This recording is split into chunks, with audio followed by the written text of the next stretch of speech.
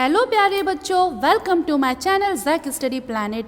बच्चों, आप सभी का हैप्पीनेस के क्लास में स्वागत है। आज की हैप्पीनेस के क्लास में हम सभी एक बहुत प्यारी सी कहानी सुनेंगे, बहुत ध्यान से सुनेंगे, जिसका नाम है निर्मल पानी।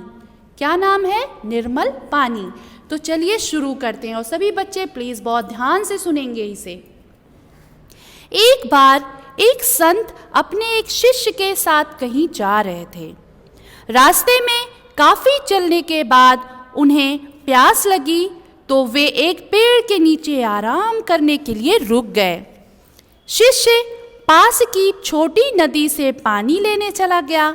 जब वह वहां पहुंचा तो देखा कि अभी अभी कुछ पशु नदी से दौड़कर निकले हैं, जिससे नदी का पानी गंदा हो गया है।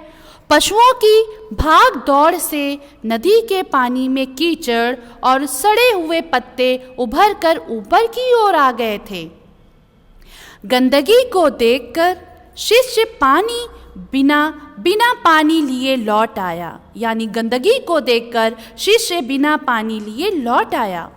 उसने अपने गुरु से कहा कि यहाँ पर नदी का पानी साफ नहीं है, मुझे थोड़ा ऊपर की ओर जाकर पानी लाना होगा। गुरु ने उससे कहा कि ऊपर से पानी लाने में देर लगेगी, एक बार फिर वहीं पर जाओ और पानी लेकर आओ। शिष्य थोड़ी देर बाद फिर खाली लौट आया। पानी अब भी गंदा था, लेकिन गुरु ने फिर से उसे वहीं से पानी लाने भेज दिया। तीसरी बार जब शिष्य नदी पर पहुंचा तो चकित रह गया था। नदी अब बिल्कुल साफ और शांत दिख रही थी। कीचड़ नीचे बैठ गया था और पानी एकदम निर्मल हो गया था, यानी साफ दिखाई दे रहा था। बिल्कुल निर्मल साफ पानी हो गया था। इस बार शिष्य पानी लेकर आ गया। शिष्य ने गुरु से पूछा कि आपको यह कैसे पता चला कि इस बार अवश्य ही पानी साफ मिलेगा। गुरु ने उसे बताया कि प्रकृति में कोई भी विषम परिस्थिति लंबे समय तक नहीं बनी रह सकती है। क्या बोला गुरु ने?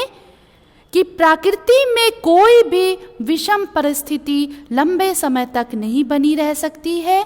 ऐसा हमारे मन के साथ भी होता है। क्या होता है बेटा? ऐसा हमारे मन के साथ भी होता है। जब किसी घटना या विचार से हमारा मन विचलित हो जाता है, विचलित मतलब परेशान हो जाता है, तो काफ़ी देर तक उथल पुथल का सा ही माहौल रहता है। यानी जब हमारा मन बहुत बेचैन रहता है, विचलित रहता है, परेशान रहता है, तो हमारा दिल दिमाग काम करना बंद कर देता है और हमारा बिल्कुल उथल पुथल सा माहौल हो जाता है, कुछ समझ में नहीं आता। जैसा उस नदी में था, यदि नदी और धीरज से, यदि शांति और धीरज से काम ले तो सभी समस्याओं का समाधान ढूंढा जा सकता है। तो बेटा, आप सभी ने ये कहानी बहुत ध्यान से अच्छे से सुनी। अब मैं इससे रिलेट कुछ सवाल, कुछ प्रश्न पूछूंगी आप सबसे। उसका जवाब आप सबको वीडियो या ऑडियो के बना करके आप सभी व्हाट्सएप ग्रुप पर भेजेंगे, ठीक है? जब आपका मन गुस्से या दुख की वजह से विचलित होता है, यानी परेशान होता है, तो उस समय आपके द्वारा लिया गया निर्णय यानी डिसीजन अधिकतर सही होता है या गलत। क्यों? ये क्वेश्चन आपको समझ में आया बेटा?